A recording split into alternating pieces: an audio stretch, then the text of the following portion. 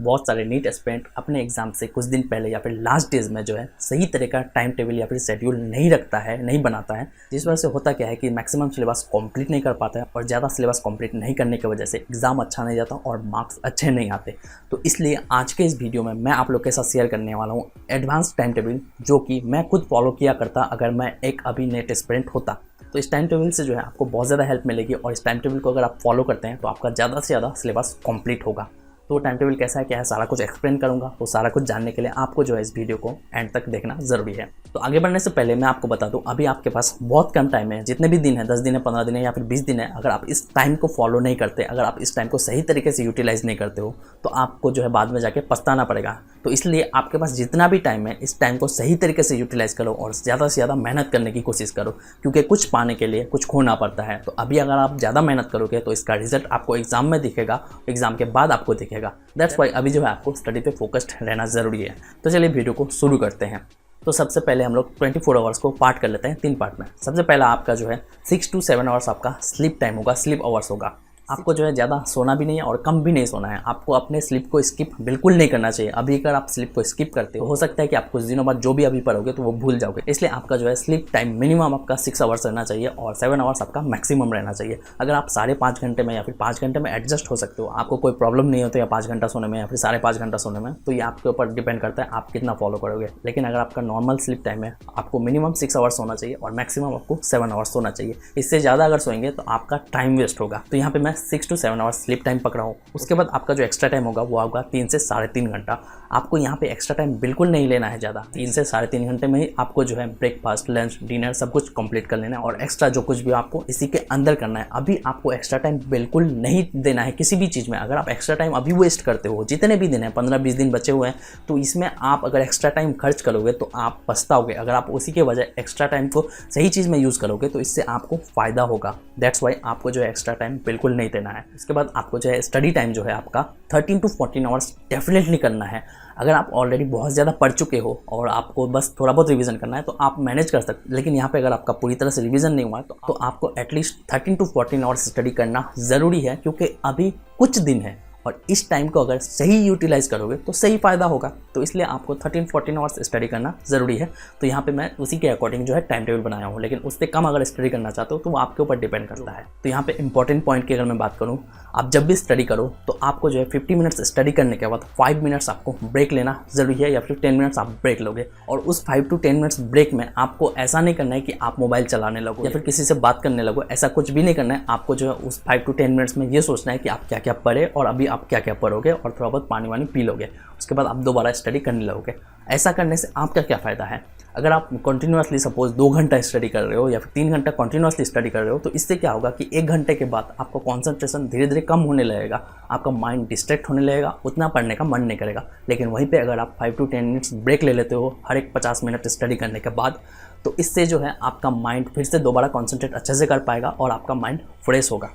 तो इसलिए आपको 5 to 10 मिनट्स ब्रेक लेना ज़रूरी है। तो अब हम लोग डेली शेड्यूल देख लेते हैं। तो यहाँ पे जो टाइम टेबल मैं बनाया हूँ वो 14 आवर्स स्टडी के अकॉर्डिंग बनाया हूँ, यानी कि आपको डेली 14 आवर्स स्टडी करना ज़रूरी है। 13 आवर्स भी पढ़ सकते हो, यहाँ पे ऑप्शनल 1 घंटा मैंने दिया है। तो यहाँ पे 14 आवर्स में से 4 घंटा या फिर 4.5 घंटा आप बायोलॉजी में फोकस करोगे, क्योंकि ज़्यादातर स्टूडेंट का बायोलॉजी प्लस पॉइंट सब्जेक्ट है। तो अगर आप ज़्यादा बायोलॉजी में फोकस करते हो तो आप बायोलॉजी में फुल मार्क्स पाने के चांसेस भी रहता है। दैट्स वाई आपको अभी जो है बायोलॉजी में ज़्यादा फोकस रहना है। और उसके बाद 3 घंटा केमिस्ट्री में, 3 घंटा फिजिक्स में, इन दोनों सब्जेक्ट में आपको देना है 3-3 घंटा करके। आपको फिजिक्स केमिस्ट्री में ज़्यादा एक्स्ट्रा टाइम खर्च करने की ज़रूरत नहीं है, यानी कि आप ऐसे एक ही टाइप के क्वेश्चन सॉल्व करने लगो, ऐसा बिल्कुल नहीं करना है। आपका स्टडी प्लान के ऊपर मैं डेडिकेटेड वीडियो लाने वाला हूँ कि आपके लास्ट डेज में कैसे पढ़ना चाहिए। एडवांस स्टडी प्लान होगा वो, आप उसको भी फॉलो कर सकते हो। आप उस वीडियो को भी देख सकते हो। उसके लिए आपको चैनल को ज़रूर सब्सक्राइब करना होगा अगर आप सब्सक्राइब नहीं किए हो। 2.5 से 3 घंटा आपको जो है प्रीवियस ईयर क्वेश्चन पेपर या फिर अदर क्वेश्चन सॉल्व करने में आपको देना ज़रूरी है। डेली आपको ये करना है, या फिर अगर आप चाहो तो ऑल्टरनेट डेज में भी कर सकते हो, यानी कि आप वीक में 5 दिन भी कर सकते हो। लेकिन आपको क्वेश्चंस डेफिनेटली सॉल्व करना है। डेली आप जितने भी क्वेश्चन सॉल्व कर पाओ 2.5 से 3 घंटे में आप डेफिनेटली करना है। आप ज़्यादा से ज़्यादा ये ट्राई करो कि प्रीवियस ईयर क्वेश्चन पेपर से एक सेट आप टोटल सॉल्व कर पाओ उस 2.5 से 3 घंटे में। ये आपको डेफिनेटली करना है। और ये बात का आपको डेफिनेटली ध्यान में रखना है कि जब भी आप क्वेश्चन सॉल्व करो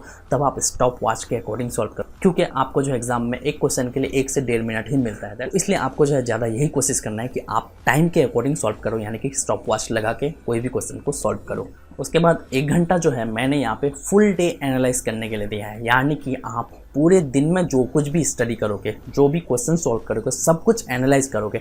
उस एनालाइज में आपका ये रहेगा कि आपका चार्ट बना हुआ रहेगा कि आप पूरे दिन में क्या क्या पढ़े हो, आपका टारगेट बना हुआ रहेगा। तो उस टारगेट में आपने क्या क्या सेट किया है, उस टारगेट को अचीव किया कि नहीं, वो आपका एनालाइज करना है पूरे दिन में। आप पूरे दिन में जो कुछ भी पढ़े, जो कुछ भी किए, वो आपको एनालाइज करना है और उस टारगेट में आप अगर कंप्लीट कर लियो तो टिक मार देना है। तो आपको ये डेली एनालाइज करना ज़रूरी है। बाय द वे ये ऑप्शनल है, अगर आप चाहो तो कर सकते हो और नहीं भी कर सकते हो, लेकिन ऐसा करोगे तो आपका ही फायदा है और इससे आपको जो स्टडी करने में ज़्यादा हेल्प मिलेगी।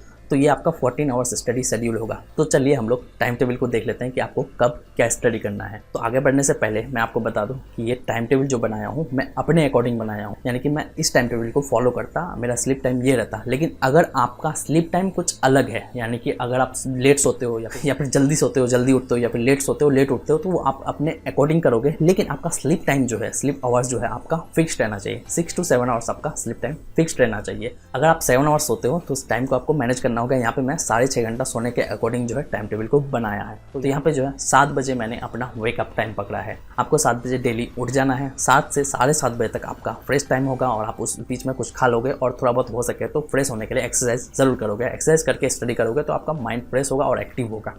तो उसके बाद आपको 7:30 से 9:30 बजे तक बायोलॉजी स्टडी करना है। अब यहाँ पे मैं बायोलॉजी क्यों पकड़ा हूँ, बायोलॉजी ज़्यादातर स्टूडेंट का जो है प्लस पॉइंट सब्जेक्ट है। अगर आप मॉर्निंग में अपने फेवरेट सब्जेक्ट या फिर प्लस पॉइंट वाले सब्जेक्ट से स्टडी करोगे तो इससे आपका जो है पढ़ाई में मन लगेगा। लेकिन वहीं पे अगर आप फिजिक्स केमिस्ट्री स्टडी करते हो, क्वेश्चन सॉल्व करते हो, कोई क्वेश्चन सॉल्व नहीं होता है तो आपका माइंड ख़राब होगा, आपको टेंशन होने लगेगी कि यार ये क्वेश्चन सॉल्व नहीं हो पाया, मतलब मैं पढ़ा ही नहीं अच्छे से। तो ऐसा आपको बिल्कुल नहीं करना है। मूड ख़राब करने वाला सब्जेक्ट आपको मॉर्निंग में नहीं पढ़ना है। आप चाहो तो बायोलॉजी को 2 घंटा नहीं पढ़ के 1 घंटा पढ़ सकते हो, 1 घंटा और टाइम पे पढ़ लोगे तो आपको मैनेज करना है। लेकिन आपको जो है डेली जितना टाइम आपका फिक्स रहेगा, कौन सा सब्जेक्ट में कितना पढ़ोगे वो आपको फिक्स रहना चाहिए। आप जैसे भी आपको मॉडिफाई करना है कर सकते हो। इस टाइम टेबल को देख के आप इंस्पायर्ड होकर अपना टाइम टेबल बना सकते हो।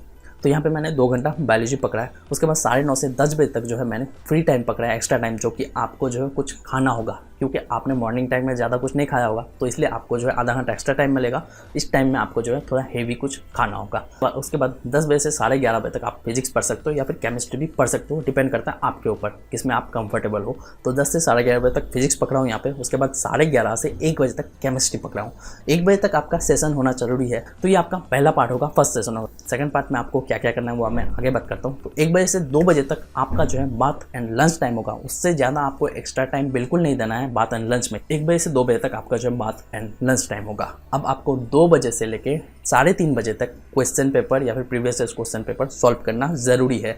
आप यहाँ पे मैं 1.5 घंटा क्यों पकड़ा हूँ, क्योंकि सुबह से लेकर जो कुछ भी आप पढ़े हो तो अभी आप 1.5 घंटा वो क्वेश्चन पेपर उससे रिलेटेड सॉल्व करोगे। उसके बाद 3:30 से 4:30 बजे तक आप चाहो तो बायोलॉजी पढ़ सकते हो या फिर आप आधे घंटे का ब्रेक लेके 4 से 5 बजे तक आप बायोलॉजी पढ़ सकते हो। यहाँ पे मैं 3:30 से 4:30 तक बायोलॉजी पकड़ा हूँ, उसके बाद आधे घंटे का ब्रेक दिया हूँ। तो उसके बाद आपको जो है 5 बजे से 6:30 बजे तक आपको केमिस्ट्री स्टडी करना है। आप चाहो तो फिजिक्स भी पढ़ सकते हो, लेकिन यहाँ पे मैंने केमिस्ट्री पकड़ा है। 6:30 बजे तक आप केमिस्ट्री पढ़ लोगे। उसके बाद आप चाहो तो 6:30 से 7:30 या फिर 8 बजे तक फिजिक्स पढ़ सकते हो या फिर 6:30 से 7:30 आप बायोलॉजी पढ़ो। तो यहाँ पे मैंने बायोलॉजी पकड़ा है 6:30 से 7:30 बजे तक। तो यहाँ पे बायोलॉजी पूरे दिन का स्टडी टाइम जो है वो कंप्लीट हो गया। उसके बाद आपको 7:30 से 9 बजे तक आपको फिजिक्स पढ़ना है। तो आपका जो है पूरा स्टडी सेशन सब्जेक्ट पढ़ने का कंप्लीट हो जाएगा 9 बजे तक। उसके बाद 9 बजे से 10 बजे तक आप अपना डिनर कंप्लीट कर लोगे। थोड़ा बहुत एक्स्ट्रा टाइम मिलेगा, उसमें आप मोबाइल यूज़ कर सकते हो, कुछ भी कर सकते हो। 10 बजे से 11:30 बजे तक जो है आपको फिर से क्वेश्चन पेपर या फिर प्रीवियस ईयर क्वेश्चन पेपर जरूर सॉल्व करोगे। इस टाइम को आपको 1.5 घंटा फिर से आपको क्वेश्चन पेपर सॉल्व करना है।